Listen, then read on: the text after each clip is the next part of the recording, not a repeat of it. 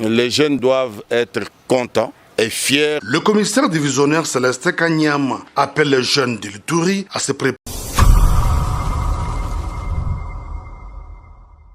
Le chef de l'État congolais Félix Antoine Tshisekedi Tshilombo, déterminé à rétablir la paix en province de l'Ituri et assurer la sécurité de la population et ses biens. Une mission qui passe notamment par le renforcement de l'effectif des policiers. C'est dans ce cadre qu'un recrutement sera bientôt lancé au sein de la police nationale congolaise, a annoncé le commissaire divisionnaire Célestin Kanyama, chargé de l'école et formation au sein de la police en RDC. Ceci au sorti d'un échange avec le gouverneur militaire de l'Ituri, le lieutenant général Boyanka Chamadjouni, ce mercredi. Les jeunes doivent être contents et fiers de l'autorité suprême, le commandant suprême de la police et de l'armée, qui envisage cette détermination du gouvernement pour le recrutement des jeunes congolais.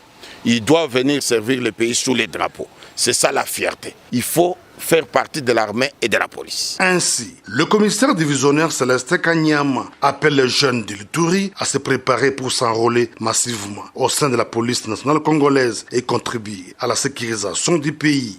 Les critères sont des critères connus par tous. Vous devrez être de nationalité congolaise, casier judiciaire vierge et d'être d'une fourchette de 18 à 30 ans. Vous serez recruté. Et surtout être de bonne moralité. Amenez-nous les meilleurs de vos enfants, les plus intelligents, les plus sages. Surtout évitez ceux qui consomment la drogue et tout le reste qui peuvent détruire le corps. Nous avons besoin d'avoir des jeunes gens capables de servir notre pays sous les drapeaux. Notons qu'en cette période de l'état de siège en Ituri, la police nationale congolaise a apporté un appui de taille aux forces armées dans la lutte contre les auteurs de violence. Les policiers ont été déployés dans la plupart des localités conquises par les forces loyalistes pour y sécuriser la population et ses biens, mais aussi rétablir l'autorité de l'État. Le secteur de la santé en Ituri s'enrichit avec une nouvelle structure. Il s'agit du centre hospitalier Karibouni, construit en 3 étages et équipé avec des matériels de dernière génération. Cette œuvre est l'initiative d'un fils et notable tourien, Dr Lonema Vajerou. Ce bijou vient en appui au programme d'action du chef de l'État, Félix Antoine Tshisekedi Tshilombo, celle de la couverture santé universelle, permettant à toute la population d'avoir accès aux soins de qualité, a dit l'initiateur de ce projet. En offrant cette structure, en équipant ces bâtiments, nous donnons la chance aussi aux jeunes de venir montrer ce qu'ils ont appris à Kinshasa, ce qu'ils ont appris en Europe, ce qu'ils ont appris en Asie, qui viennent en Amérique, qui viennent en tout cas nous apporter cela dans ce cadre-ci présent. Pour Lucien Mouliri de la FEC en Ituri, cette œuvre démontre que, suite à la stabilisation d'une bonne partie de la province, en cette période de l'état de siège, il est possible d'investir en Ituri. Une œuvre pareille vient défier les gens pour les amener à comprendre qu'au-delà de ceux qui pensent qu'il faut tuer, qu'il faut donner la mort aux innocents, il y a des fils, des dignes fils de la province de l'Ituri qui sont activement engagés sur la voie de développement. Et voilà l'une des conséquences du développement dont on parle.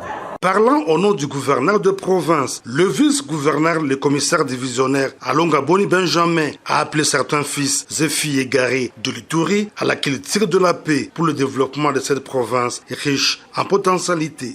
Nous n'avons pas besoin de tueries, nous n'avons pas besoin de barbarie, mais nous avons besoin de sauver les vies humaines. Malheureusement, ici seront soignées aussi les victimes de ces barbaries. Je vous félicite et vous encourage à aller de l'avant. Et nous, dans l'armée, on dit vouloir c'est pouvoir. Quand on veut, on peut. Malgré toutes les conditions difficiles dans lesquelles nous évoluons en Ituri, le possible n'est pas impossible. Il faut dire que l'inauguration de ces centres hospitaliers intervient après celle du centre hospitalier Elikia, construit par un autre digne fils de l'Ituri. En Ituri, 2 voix s'élèvent pour condamner la reprise de la violence dans cette province, pourtant stabilisée par l'administration militaire pendant plusieurs mois. Médard Bouna, élite intellectuelle et cadre de l'IDPS, Fédération de l'Ituri, appelle à la prise de conscience du peuple iturien. Nous demandons que tout Iturien puisse apporter sa contribution, sa pierre de contribution à cette situation pour ramener la paix en Ituri.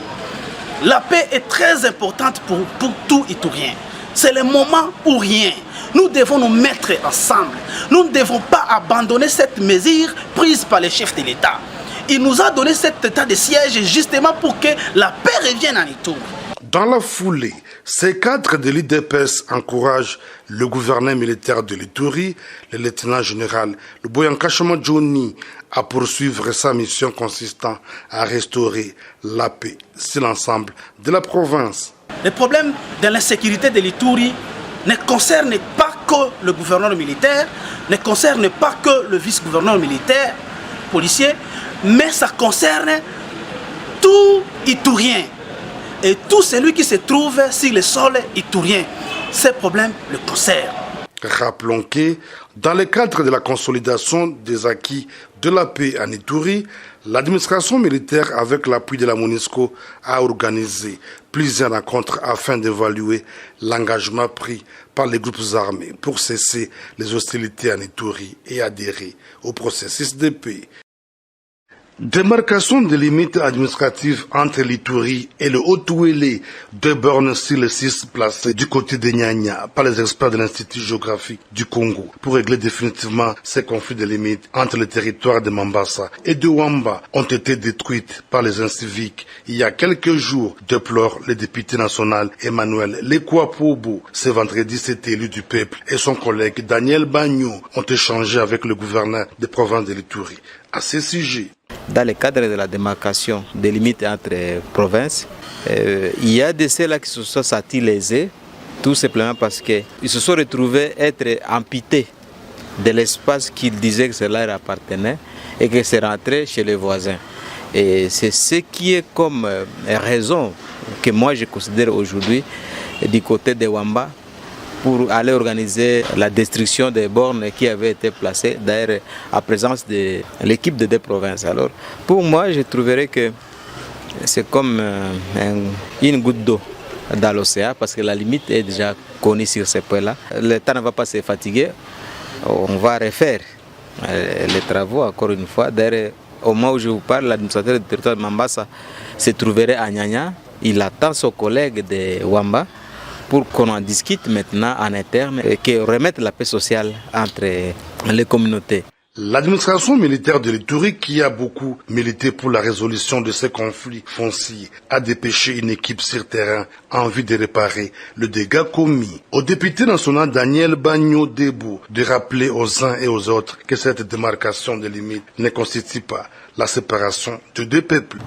C'est juste une limite administrative qui devrait être montrée afin que chaque peuple, chaque population sache qui est son chef de chefferie, qui est son administrateur du territoire, qui est son gouverneur.